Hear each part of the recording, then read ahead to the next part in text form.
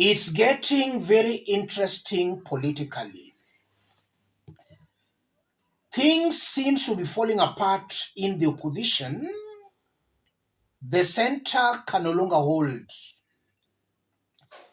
A section of the united opposition was today in Basil, Kajiado County, where they took their 2027 campaigns. It all started very well, but it ended in tears when Rigathi, Kalonzo Musyoka and that team were chased away by Kajiado residents.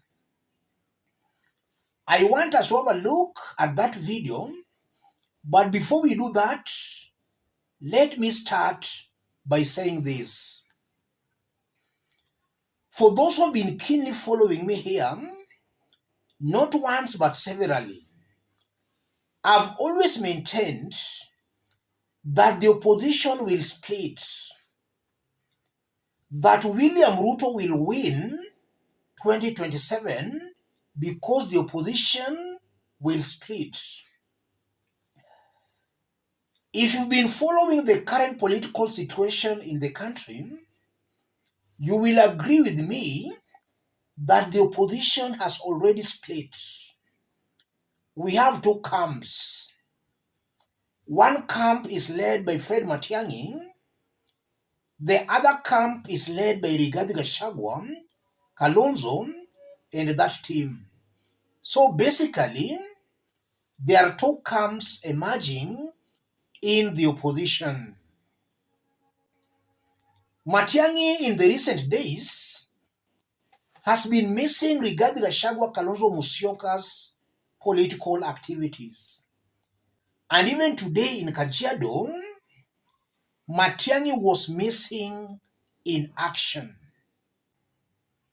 A manifestation that Matiang'I might be breaking ranks with the Rigathi Kalonzo's team.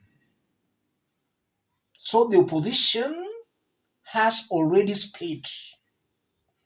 And with the split opposition, William Ruto will easily win 2027, provided Raila Odinga supports him.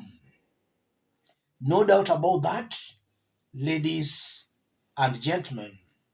Let's have a look at this short clip of what happened in Kajiado, for it's going to inform the basis of our analysis right now. Have a look at this.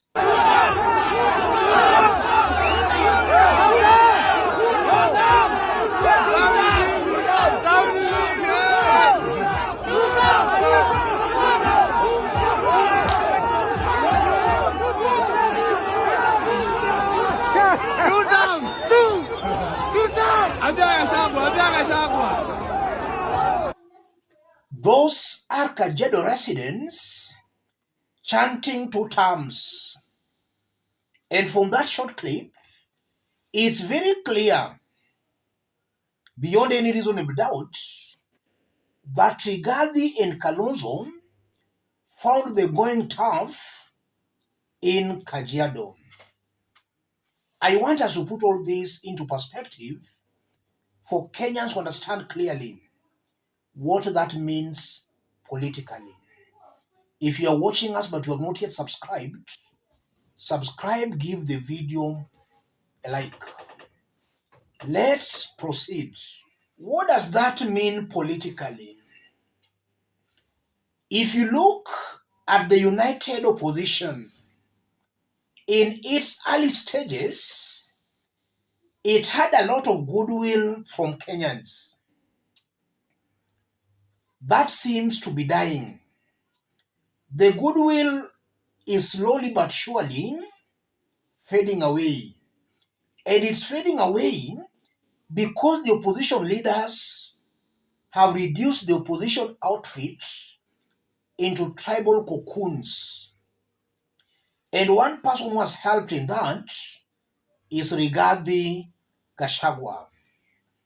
Rigathi has single-handedly made the opposition a group of tribal kingpins.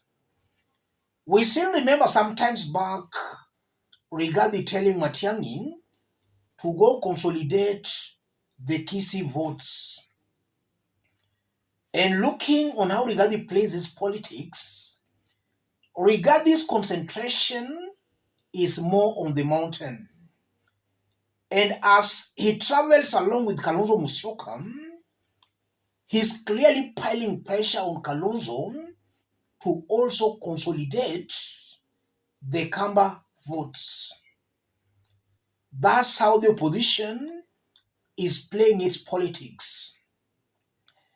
Rigathi is not doing anything bad. Rigathi is just being truthful to Kenyan political situation. Our politics is always pegged along ethnic lines. The problem with that, in 2024, the so-called Gen Zs brought a new dynamic to Kenyan political equation.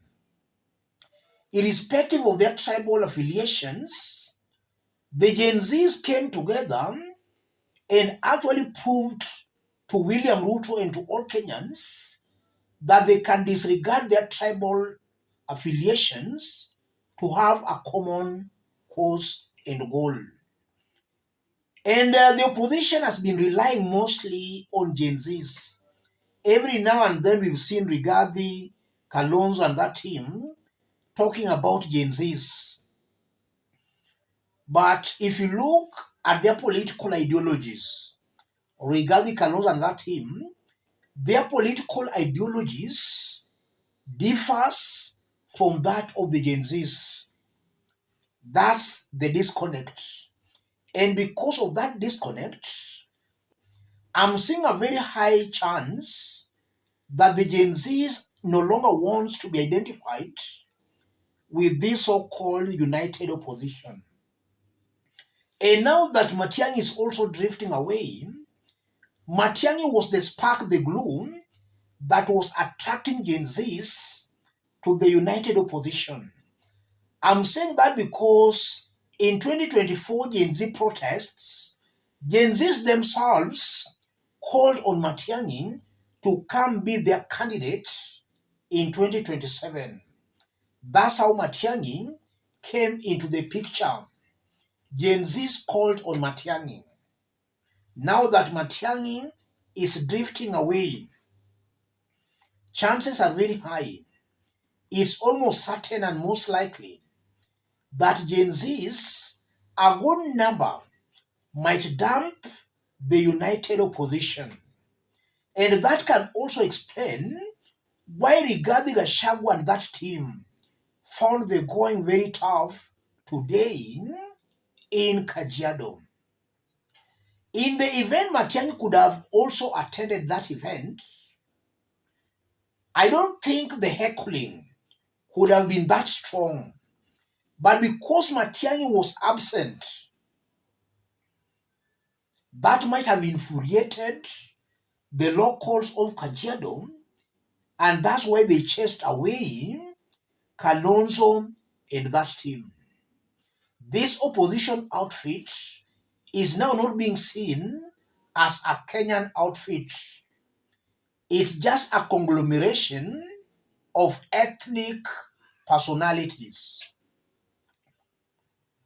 And going forward, the opposition might face similar situations in the country. The spark, the glue has all along been Matiang'i. Without Matiang'i in the united opposition, then I'm seeing the united opposition is only a Mount Kenya West, Lower Eastern affair. The heckling confirms Rigathi, Kalonzo and that team are not as popular as they have made Kenyans believe. Let me stop it there, ladies and gentlemen. If you are watching us but you have not yet subscribed, subscribe, give the video a like.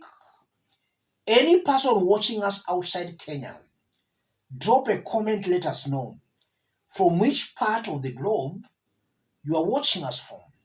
If possible, subscribe, give the video a like. Thank you. God bless you. God bless Kenya.